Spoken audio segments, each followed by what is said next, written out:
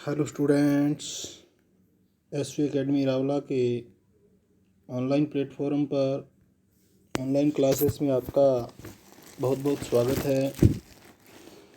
जैसा कि हम पढ़ रहे थे कक्षा 12 की इतिहास विषय का लेसन नंबर 3 बाह्य आक्रमण और उनका आत्मसातीकरण। तो उसके दौरान हमने पढ़ा था सिकंदर का भारत में आगमन और किस प्रकार से राजा पुरु अथवा पोरस ने उसका प्रतिरोध किया, उसका सामना किया, और किस प्रकार से सिकंदर ने अंत में उसको हराया और उसको बंदी भी बनाया। तो फिर राजा सिकंदर ने उससे पूछा कि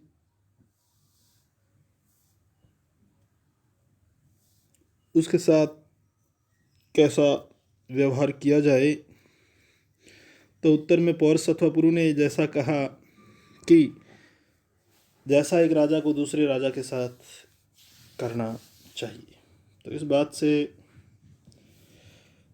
सिकंदर ने उसको उसका शासन पुनः वापस सौंप दिया।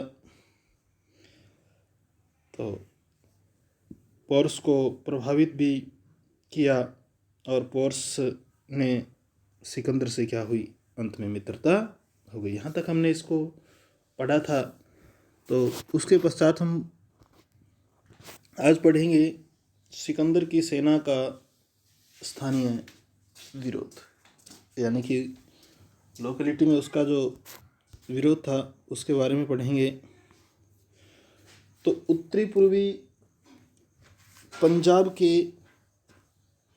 छोटे राज्यों पर अधिकार करता हुआ सिकंदर,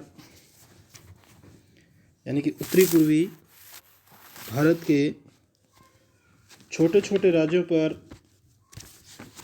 अधिकार करता हुआ सिकंदर भारत के भीतरी भागों की तरफ बढ़ा। भारत के भीतरी भागों की तरफ बढ़ा।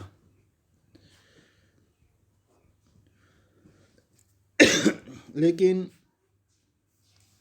व्यास नदी तक पहुंचकर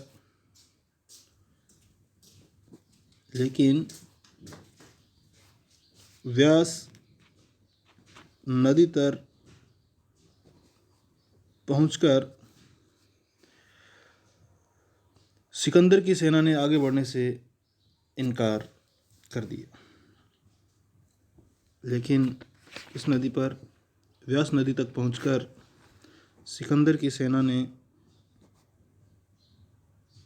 आगे बढ़ने से इनकार कर दिया, उन्होंने मना कर दिया। कारण था कि वास्तविकता यह थी कि सिकंदर ने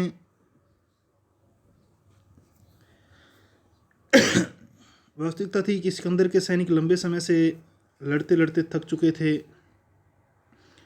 और उनमें से बहुत से बीमार भी होने लगे थे और आगे बीमारी के प्रकोप से घबराने लगे थे। बीमारी के प्रकोप से भी वो क्या हो गए, घबराने लगे। अपने कुटुंबियों से, यानी कि अपने परिवारजनों से लंबे समय तक अलग रहने के कारण या लंबे समय से बिछड़े हुए रहने के कारण उनमें घर लौट जाने की भी उत्सुकता बढ़ गई थी, यानी कि वो घर जाने के लिए भी बड़े उतावले हो रहे थे, क्योंकि बहुत समय हो गया था उन्हें घर से लौटे हुए। यही नहीं, यूनानी सैनिकों को मगध के नंद राजा की सैनिक शक्ति की सूचनाएं भी मिलने लगी थी, जिससे वे डरने भी लगे थे, क्योंकि भारतीयों की वीरता का अनुभव वे राजा पोरस के साथ युद्ध में पहले कर चुके थे, यानी कि उनको भारतीयों की वीरता का भी आभास था। ये भी एक अन्य कारण था। इन्हीं कारणों से सिकंदर के यूनानी सैनिक अब आगे न बढ़कर लौट जाना चाहते थे, यानी कि वापस जाना चाहते थे। यूनानी सैनिकों की ऐसी मनोदशा देखकर सिकंदर ने उन्हें समझाने और उनमें उत्साह पैदा करने की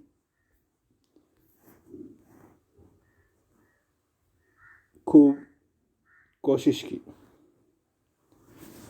लेकिन उनका जो उत्साह था वो पस्त हो चुका था, उनके हौसले पस्त हो चुके थे। उत्साह से हीन सैनिकों की मनोदशा के चलते, उनके मानसिक स्थिति को पढ़ के, उनके मन की दशा को पढ़कर के चलते मजबूर होकर उसे वापस लौटना पड़ा।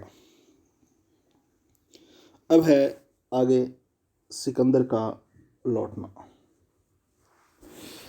सिकंदर 19 महीनों तक भारत में रहकर झेलम के मार्ग से वापस लौटा। इस समय भी उसने पंजाब को विजित किया, पंजाब को जीता। फिर वह लौटते रावी और चिनाब के संगम स्थल पर पहुंचा। यहीं उसने शिबियों और अग्रश्रेणियों पर आक्रमण किया। इन आक्रमणों में उस अग्रश्रेणियों के साथ कड़ा संघर्ष करना पड़ा। इसके पश्चात सिकंदर को मालवों और शूद्रकों के साथ भी जूझना पड़ा। मालवों और शूद्रकों ने सम्मिलित होकर सिकंदर का सामना किया।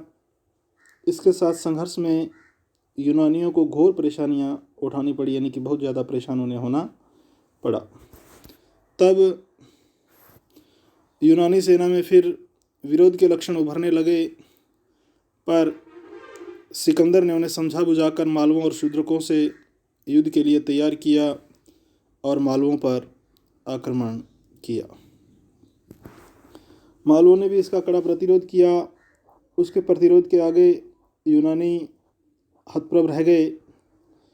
एक बार तो स्वयं सिकंदर भी घायल हो गया।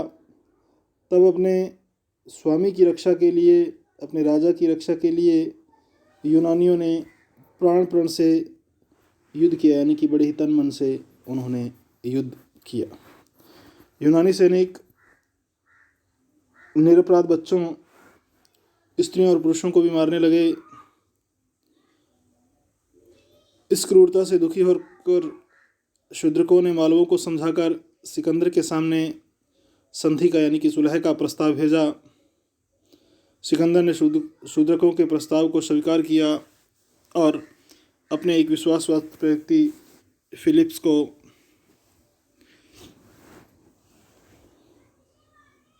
वहाँ मालवों एवं शूद्रकों के राज्य में क्षत्रप के रूप में छोड़कर सिकंदर अपने देश के लिए आगे बढ़ा।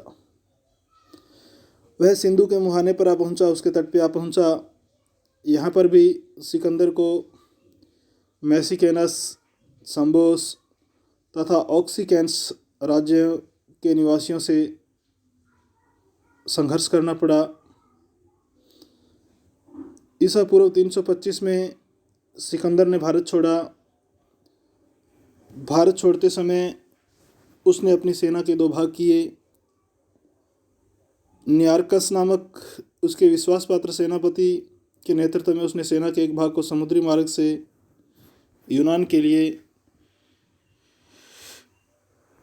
रवाना किया और दूसरे भाग के साथ स्वयं काबुल होता हुआ ईसा पूर्व 324 के अंत में सिकंदर ईरान के सूसा नगर में पहुंचा। यहाँ वह बीमार पड़ गया। उसे तीव्र ज्वर ने, बुखार ने घेर लिया और यहीं ईसा पूर्व 323 में केवल 32 वर्ष की आयु में ही उसकी मृत्यु हो गई। यानी कि बहुत ही कम समय में उसने उपलब्धियां भी हासिल की और बहुत ही कम समय में उसकी मृत्यु भी हो गई। आगे है भारतीय यूनानी, यानी कि इंडो ग्रीक। पश्चिमोत्तर भारत में अलेक्जेंडर यानी कि सिकंदर का आक्रमण यूनान तथा भारत को किसी दृष्टि से निकट लाने में असफल रहा था। 323 ईसा पूर्व में सिकंदर की मृत्यु के पश्चात उसके सेना नायकों में प्रभुत्व के लिए संघर्ष हुआ।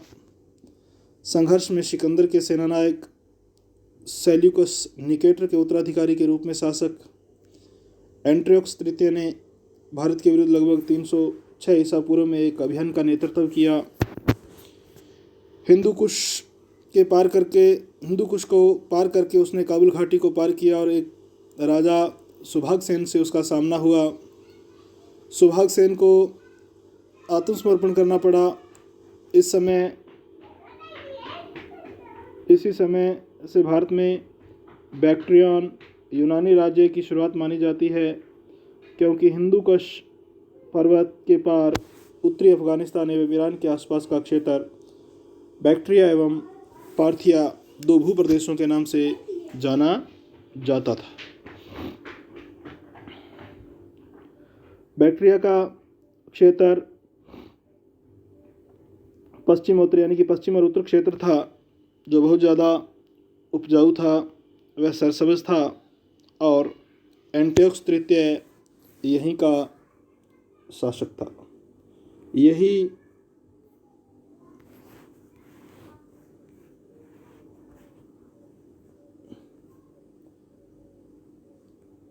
यही बैक्ट्रियन यूनानी की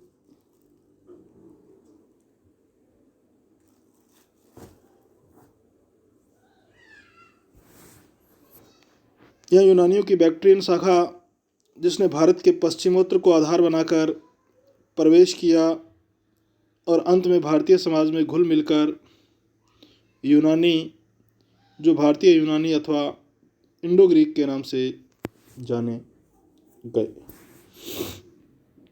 आगे है एंटियोक्स तृतीय के पश्चात क्रमशः डेमेट्रियस, यूकेटाइडस, हेलियोक्लिन्स व अपोलोजेटम आए, किंतु यह अधिक महत्वपूर्ण नहीं थे।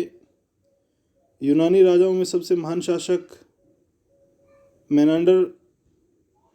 मेलिन था। यानी यूनानी आक्रमण में प्रथम आक्रमण डेमेट्रियस को कलिंग सम्राट खारवेल ने हराया तथा यूनानी आक्रमणकारी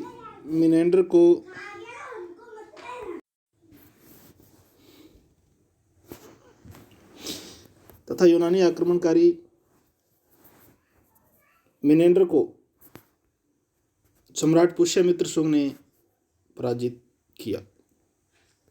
आगे है मेनांडर।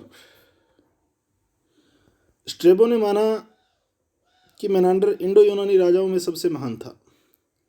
पाली भाषा की पुस्तक मिलिंद पनो या मिलिंद के प्रश्नों के अनुसार मेनांडर कलसी गांव में उत्पन्न हुआ था, जो मेनांडर की राजधानी शाकल से 200 योजन दूर स्थित अलासन द्वीप में स्थित था। शाकल पाकिस्तान में स्थित शालकोट है। भाग्यवश मिलिंद पनो में मेनांडर की राजधानी का यह विवरण दिया गया है। योनको के देश में व्यापार का एक बहुत बड़ा केंद्र है। एक शहर जिसका नाम शाकल है, सुहावने प्रदेश में स्थित है। वहाँ पानी की सुविधा और पहाड़ियाँ भी है।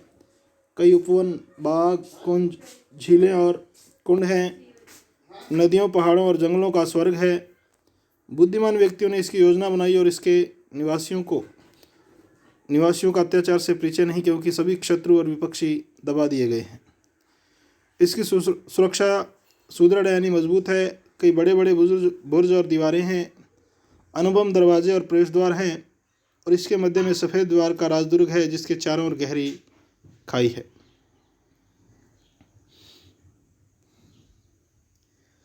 इसकी गलियां, वर्गाकार क्षेत्र, चौराहे और मंडियां नियमित ढंग से बनी है। इसकी दुकानों में भरे कीमती पदार्थों की दुकानों में अच्छी तरह प्रदर्शित किया जाता है। इसमें कई तरह के शानदार भवन हैं, जो हिमालय की चोटियों की तरह ऊंचे हैं। इसकी सड़कें हाथियों, घोड़ों, गाड़ियों और पैदल यात्रियों से भरी हुई है और हर प्रकार के व्यक्तियों, ब्राह्मण, सामंत, शिल्पी, सेवक आदि की भीड़ भी वहाँ लगी रहती है। प्रत्येक संप्रदाय के गुरुओं का वे ऊंचे नारों से स्वागत करते हैं।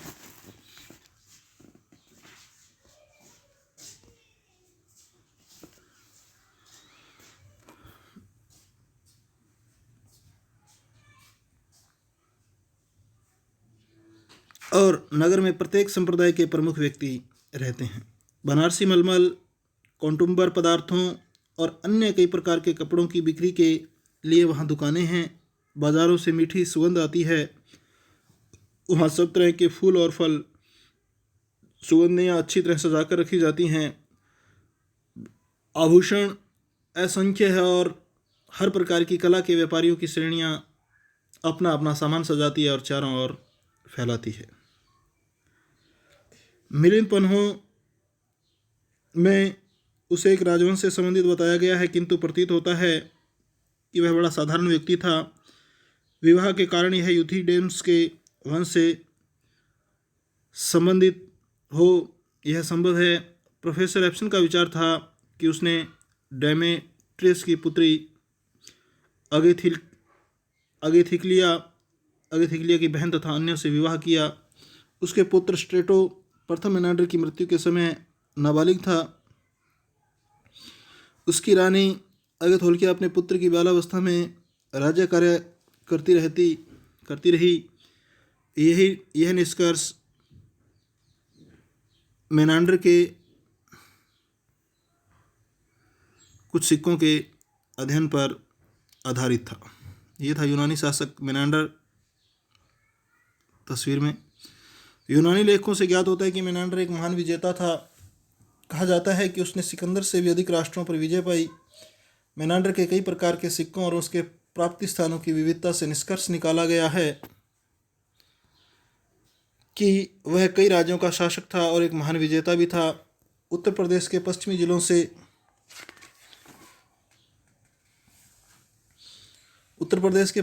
से उसके बहुत से सिक्के प्राप्त हुए हैं। उसके सिक्के काठियावाड़ में भी प्रचलित थे। पंचकोर और स्वात नदियों के संगम से 20 मील पश्चिम की ओर स्थित वजीर जातीय प्रदेश से ख्रोष्टी अभिलेखों के एक मंजूषा में रखे 2 वर्ग मिले हैं। इनमें से एक अभिलेख में मेनांडर के राज्य का उल्लेख किया गया है। शाक्यमुनि बुद्ध के कुछ अवशेषों को पूजा के लिए मंजूषा में रख दिया गया और उससे पहले मेनांडर के एक सामंत वियाक मित्र ने और फिर उसके पुत्र या पौत्र ने प्रतिष्ठित किया।